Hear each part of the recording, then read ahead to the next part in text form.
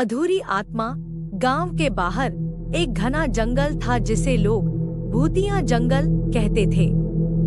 उस जंगल में कई सालों से कोई जाने की हिम्मत नहीं करता था, क्योंकि वहां से लौटने वाले लोग बताते थे कि उन्होंने भूतों की परछाई देखी है। कुछ ने तो कहा कि उन्होंने वहां किसी औरत की चीखें सुनी है। गांव के पास रहने वाला रामू, जो इन कहानियों पर यकीन नहीं करता था, एक रात जंगल में जाने की ठान ली। उसके दोस्तों ने उसे मना किया, लेकिन रामू को अपनी बहादुरी दिखानी थी। उसने कहा, मैं किसी भूत प्रेत से नहीं डरता, ये सब मन का वहम है। उस रात रामू अकेले ही जंगल की ओर निकल पड़ा। चांदनी रात थी, लेकिन जंगल के अंदर घुसते ही अंधेरा और सन्नाटा छा गया।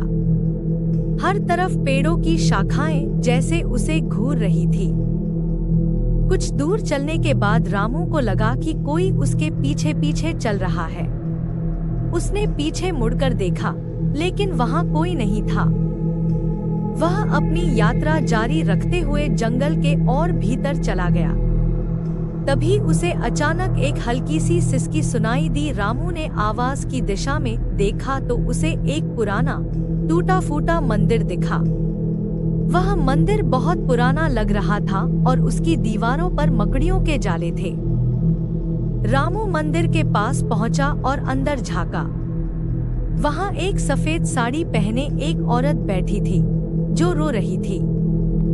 उसका चेहरा घूंघट से ढका हुआ था।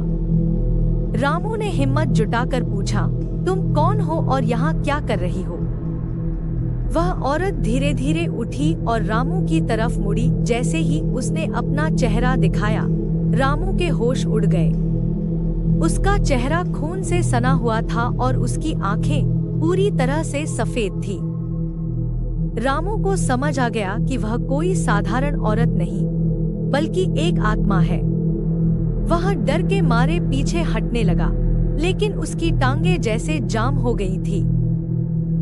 उस आत्मा ने कांपते हुए स्वर में कहा, मुझे इंसाफ चाहिए। वर्षों पहले इस जंगल में मुझे मार दिया गया था और मेरी आत्मा अब तक भटक रही है। कोई मेरी मदद करने नहीं आया। रामू ने कांपते हुए कहा, मैं क्या कर सकता हूँ? आत्मा ने उसकी ओर हाथ बढ़ाया और कहा, तुम्हें मेरे कातिल का पता लगाना होगा, तभी मैं मुक्त हो सकूंगी, वरना हर रात इसी तरह मैं भटकती रहूंगी और इस जंगल में आने वाला कोई भी इंसान मेरी कैद में फंस जाएगा। रामू ने किसी तरह हिम्मत जुटाई और वादा किया कि वह गांव जाकर उसके कातिल का पता लगाएगा। आत्मा ने उसे जाने दिया, लेकिन एक शर्त पर। अगर रामू ने 1 हफ्ते के अंदर उसका कातिल नहीं ढूंढा, तो उसकी आत्मा रामू को हमेशा के लिए अपने साथ ले जाएगी।